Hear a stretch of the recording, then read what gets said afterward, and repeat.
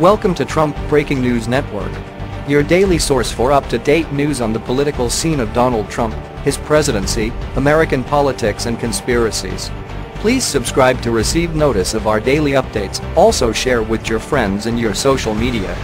We encourage you to like our videos and give your comments. This is TBNN. A zero-tolerance policy for Trump's zero-experience nominees.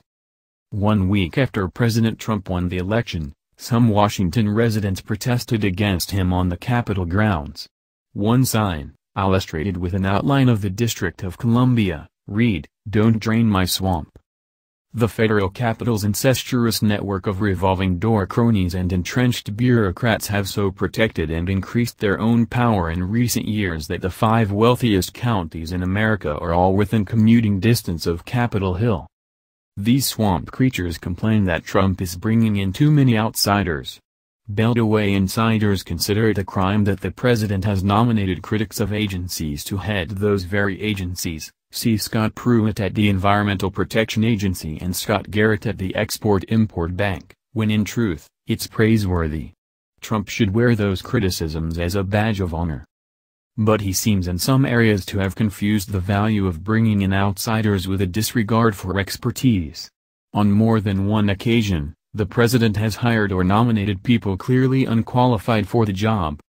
We're not talking only about Trump's apprentice co-star Omarosa Manigault Newman, who was run out of the White House last week, but she is a fine example.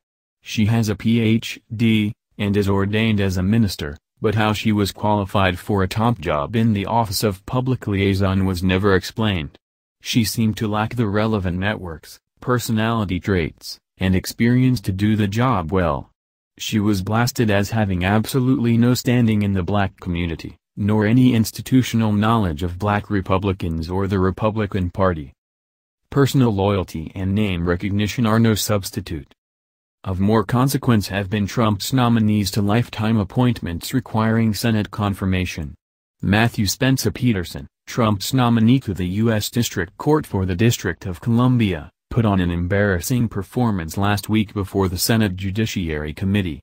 He admitted under Republican questioning to having no courtroom experience, as in, none, and to a glaring ignorance of common principles of legal doctrine.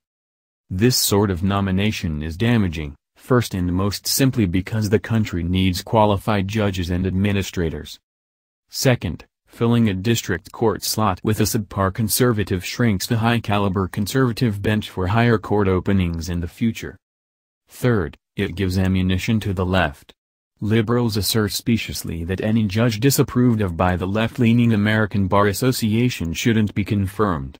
They even tried to say this year that devout Catholicism disqualifies a nominee.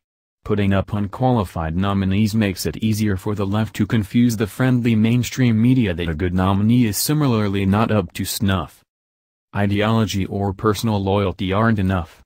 The Trump administration needs to demand relevant experience and knowledge before hiring or nominating anyone.